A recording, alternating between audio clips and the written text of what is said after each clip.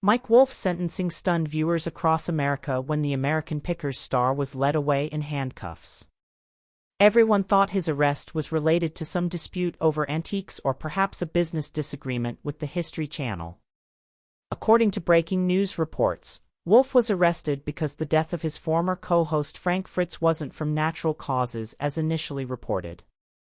Instead, investigators now classify it as premeditated murder. Medical reports indicate Fritz was found with lethal levels of medication in his system. The sudden death of Fritz, Wolfe's longtime co-host and friend, had originally been ruled a complication from his recent stroke. But what the public didn't know, what even Frank's family didn't suspect, was that his death was anything but natural. Behind the scenes, investigators were uncovering a sinister truth: Frank was poisoned, deliberately overdosed with a cocktail of prescription drugs. And the man accused of orchestrating it all? The very partner he once called his brother. The Iowa State Police launched a quiet but intense investigation after the coroner flagged inconsistencies in Fritz's toxicology report. What they found would send shock waves through the tight-knit world of reality television. Surveillance footage placed Mike Wolfe at Fritz's home hours before his death. Text messages showed Wolfe pressing Fritz to patch things up. But the most damning evidence? Wolfe's fingerprints on medication bottles containing lethal dosages, and a hidden journal detailing resentment, betrayal, and a plan to protect his legacy at all costs. It was clear this was no accident. This was a revenge killing, fueled by greed, motivated by jealousy. While fans thought the tension between the duo was just clever TV editing, those closest to them knew better. Production crew members testified that Wolfe had become increasingly controlling after Fritz's health issues. He cut Frank out of key decisions, isolated him from the community they'd built, and even began lobbying the network to make him the sole face of the show. But perhaps the most heartbreaking testimony came from Danielle Colby, the show's beloved co-star.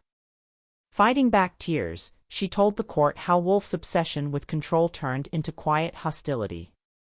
She had once asked him if he planned to reconcile with Frank. His response: "Stay out of things that don't concern you." During the trial, prosecutors painted a picture of a man who used charm as camouflage.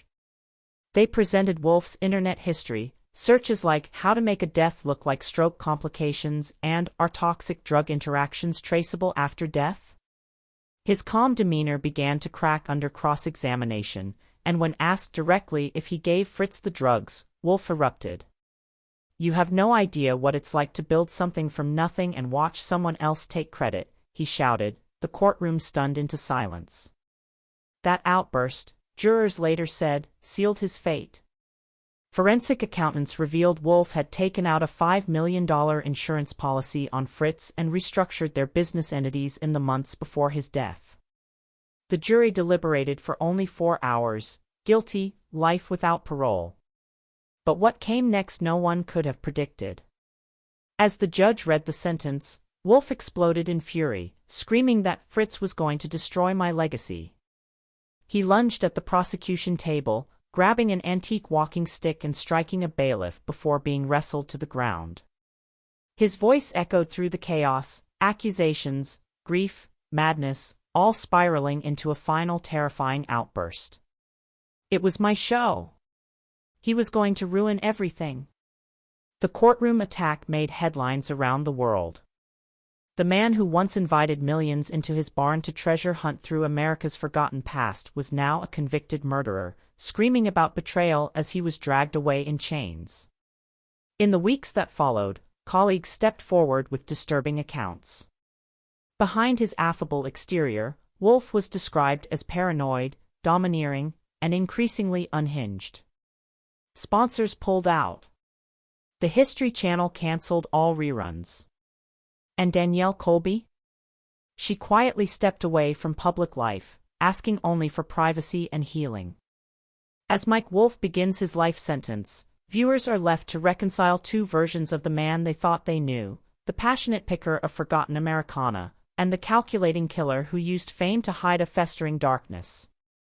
One final question lingers. Were his last words, goodbye forever to all of you.